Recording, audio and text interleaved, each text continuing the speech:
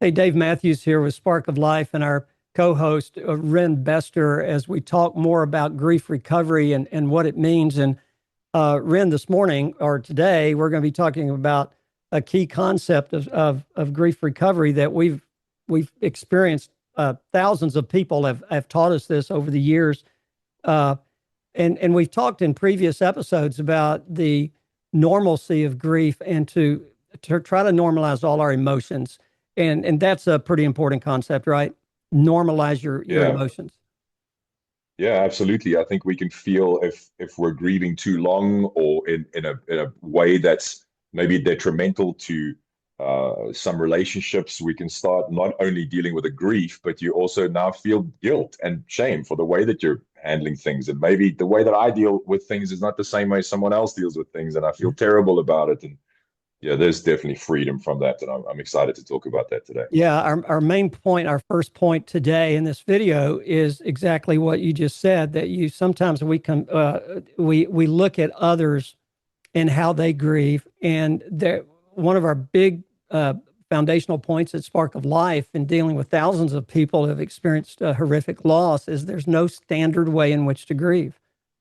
Your grief and my grief are different, and we talked about that, about defining what grief is.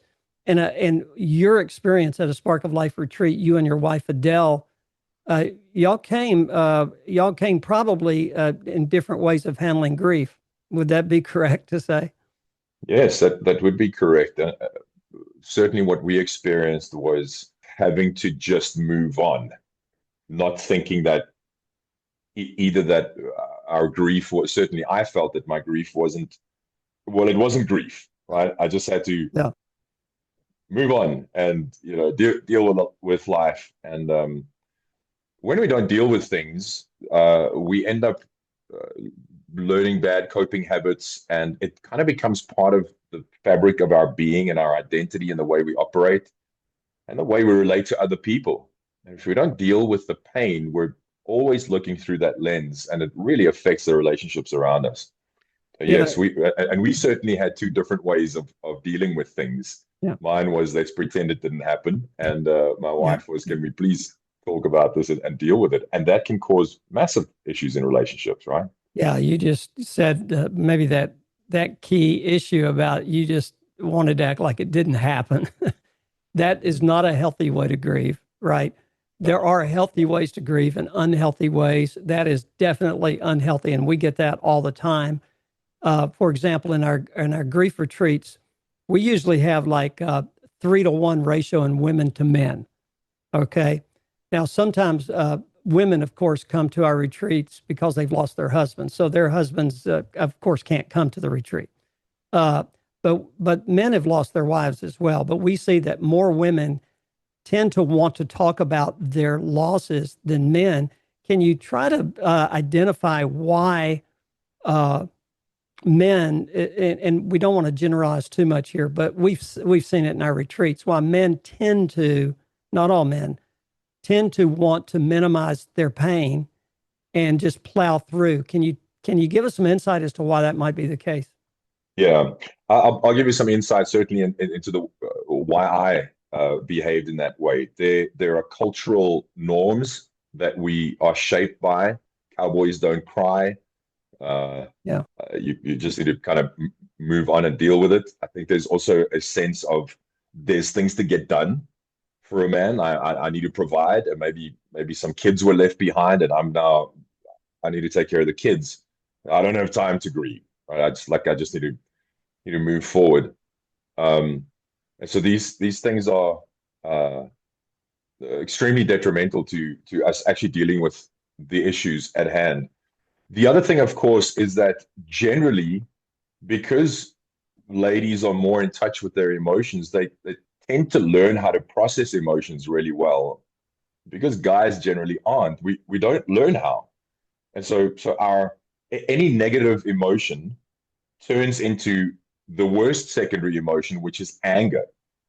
So we end up not dealing with the pain because the pain makes me feel angry and I lash out at people and I lash out at people on the road and my kids and so on. So I'd rather just shove it down, not deal with it, so that other folks aren't aren't affected by my outbursts and lashing out and so on. Yeah. And on this point, I want to remind us what we're talking about. There's no standard way in which one is to grieve. And so if you as a man, and believe me, in our work with over 2,000 grievers at our retreats, the 3.5-day retreats that we do, we have seen many men cry a lot and show their emotions. And we've seen women who shut down. So it's not an absolute that we're talking about. We are talking about, though, there are more men that do that than women from our experience. So part of the problem might be that maybe you as a man think you ought to grieve the way your wife grieves, and you cannot imagine yourself grieving that way, if that makes sense. And if I buy into the myth of the 5 stages of grief, the myth that you have to go through 5 stages in neat little order really scares a lot of people off, right? Because, and Elizabeth Kubler-Ross really did not do a research on that. She did a research on people who were dying, and the doctor said they had 6 months to live, and the stages they tend to go through if you know you're going to die. But there's some similarities, of course, to grief along that way. But if I think I have to grieve like my spouse or grieve like my church friends, let's just take the church thing. We were doing a retreat in Alaska, and we had 4 couples at this particular retreat. And we had a couple there that had lost a son and a future daughter-in-law to a motorcycle accident. And they were church goers. They were Christian people. And at the Thursday night introduction, we just said, since we have 4 married couples here, often men and women tend to grieve differently over the same loss. And there's reasons for that, not just culturally, which is a big, huge reason, but also because of the context in which that loss occurs, right? So every loss that we experience is in context to other losses. So Ren, you had a huge loss about the Olympics. You wanted to go to the Olympics. That was a huge loss when you got that injury, and I think we've talked about that. I don't know if we've talked about that. We have. Yeah. Yeah. We have. So when you and Adele experience a loss, your backgrounds are different about other losses. And this is one reason our retreats are so very powerful and so life-changing, because a lot of times people come to retreat with the big loss. You came to the retreat with, you're fine. You don't have any losses. You're going to support Adele, which was a neat cop-out because you had these deep losses, and maybe you're defining your loss as death losses. But we've already established this. There are other losses other than death losses that are devastating. And divorce is one of them, loss of innocence, loss of childhood. All those losses, non-death losses, can be devastating as well. So we come into it, and this Alaska retreat, I had mentioned that sometimes a couple comes grieving the loss of a same child, for example, and they're grieving differently, and it causes more loss in their life. It causes more friction. And because she thinks, well, if you cared, you would cry more. He thinks if you're stronger, you wouldn't cry all the time. So you have 2 different approaches to the recovery. So for Christian people, or for anybody with kind of a faith background, this couple told us at the retreat, I said, many of you have lost the same person and you grieve differently. For example, one of you might want to go back to church immediately. The other can't even fathom it. And so the next day he comes back to the retreat place, and we were meeting for breakfast. And he says, my wife and I could go home right now and this retreat would be worth it. And I said, well, tell us, because then we can speed up the grief and do like 5 grief retreats a week, 1 3-hour period. I said, why? And he said, because when you said one might want to go back to church, one might not, I've been making my wife go back to church. After we buried our son, the next Sunday, I said, you need to get up and get ready. We're going to church. He said, are you out of your ever-loving mind? I'm not going back. Why do you think she didn't want to go back? Memories. Memories? Perhaps memories with the child. Perhaps an anger at God. Anger with God. A bunch of reasons. Yeah. She didn't want people saying, oh, you poor thing. And they had big arguments about it. And it almost destroyed their marriage. I mean, it came close. And if they hadn't have dealt with that, So giving each other permission to grieve in the way they need to grieve without forcing your way on them, that doesn't mean there's not unhealthy ways to grieve. There are, but there's no standard way. Like, you need to sell the house if your husband died in the house, for example. You need to, some people say, oh no, you need not to do anything for a year. Well, that's pretty wise advice, but what works for you might not work for somebody else. But I know what doesn't work, and that's called stuffing. Stuffing does not work.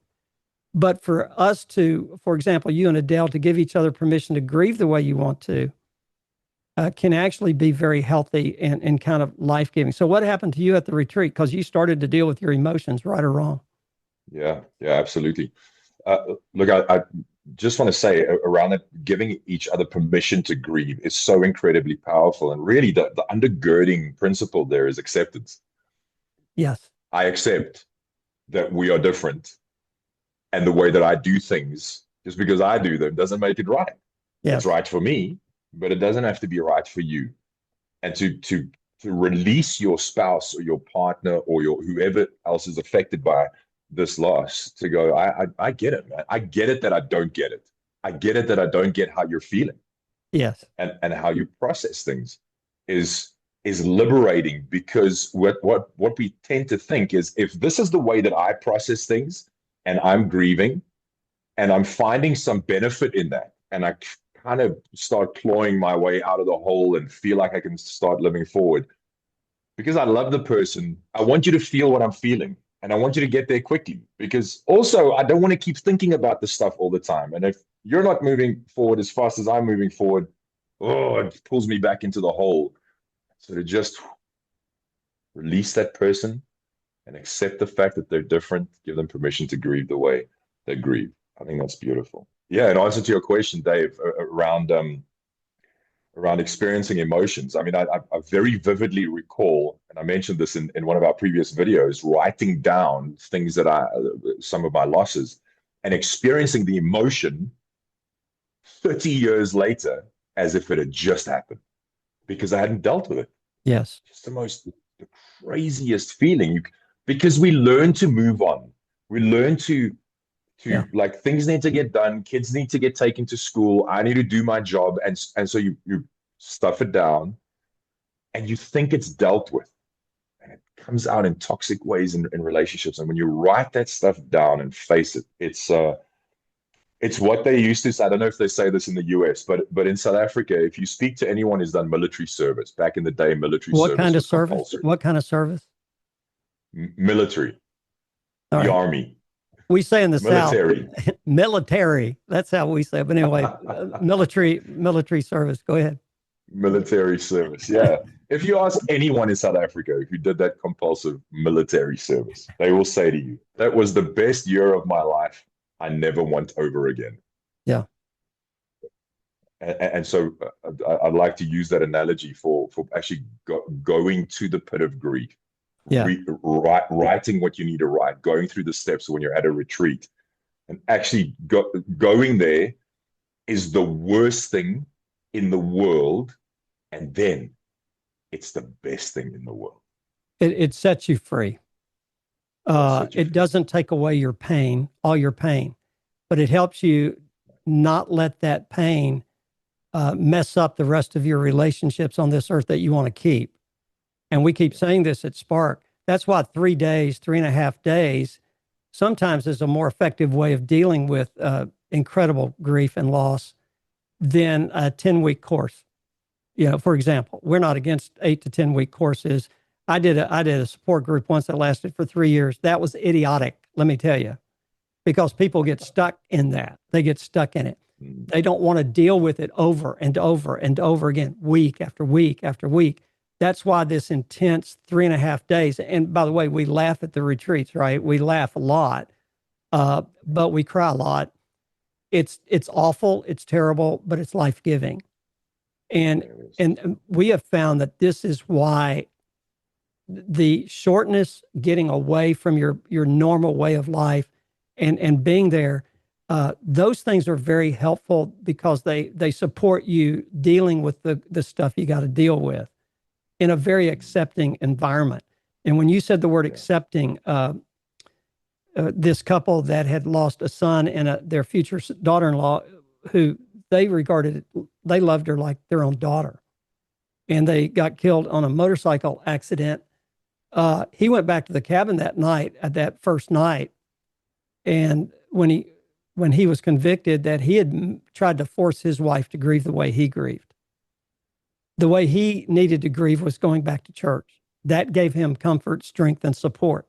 We never put a damper on that and say, oh, no, you shouldn't do it. No, he needed to go back to church. Some people need that.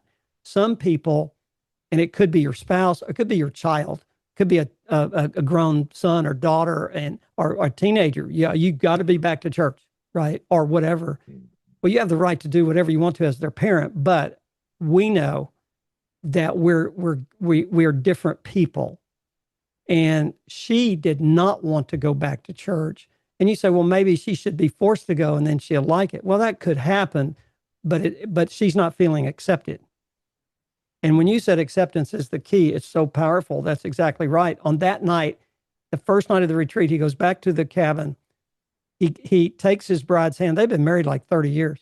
And he said, I apologize for trying to force you to go back to church. And she had started going back with him on the condition that they go 5 minutes late. They sit on the back pew.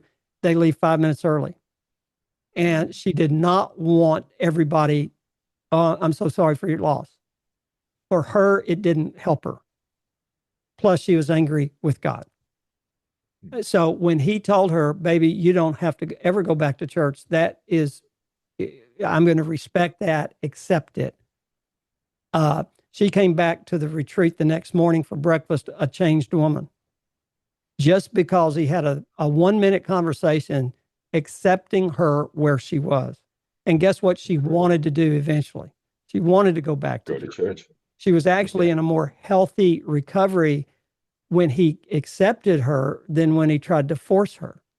So this point about there's no standard way in which we must grieve, number one, does not mean there's no healthy way and unhealthy way. We're talking about specifics. See, she needed to get out of, and she did that retreat. I am angry with God. Why did God let this happen? And if one more person tries to tell me at least he's in a better place, I will go absolutely nuts. Yeah. Because her heart was broken. In her mind, she knew Ben was in a better place in one sense with God. But God gave us this life to live on this earth and parents to love their children. So for a parent's point of view, the better place is here. And that's true too. That's not anti-God. And that they're in a better place can help later on. And it can help me get through it because I do believe our grandson's in a better place. But I still can grieve that he's not, we don't get to watch him grow up. And I grieve for his parents, right? That they're hurting so much. So this is a real big point about acceptance of where people are. Yeah. So the big point is that there's no standard way in which to grieve. So what do we do with this, Ren? What are some options for the people out there? Yeah, I would love for folks to experience what I and over 2,000 other people have experienced. If you can get to a Spark of Life retreat, even if you don't feel like it, even if you think it's going to be a bunch of weirdos, even we get it and we accept that, even if you're hating God, even if you're like whatever space you're in, this acceptance that we're speaking about, it's on tap at these retreats. Just a beautiful place. It really is. And so that's the first thing I'd say is I encourage you to click on the link below, go to sparkoflife.org and book a retreat. Failing that, there is a course. You can go to sparkoflife.org, click on course, and everything that we handle in the retreat, you can do it at your own pace. Obviously, we prefer people to be at the retreat, but you can do that if you can't make it to a retreat. And then the third thing is coaching, actually having someone to walk this journey out with you. Someone who's not going to try and change your mind or not accept the way you're feeling or invalidate what's going on in your heart and your mind and bash you over the head with a Bible. Just someone to walk the journey with you, gets it, and who loves you. Sparkoflife.org. Hope to see you there.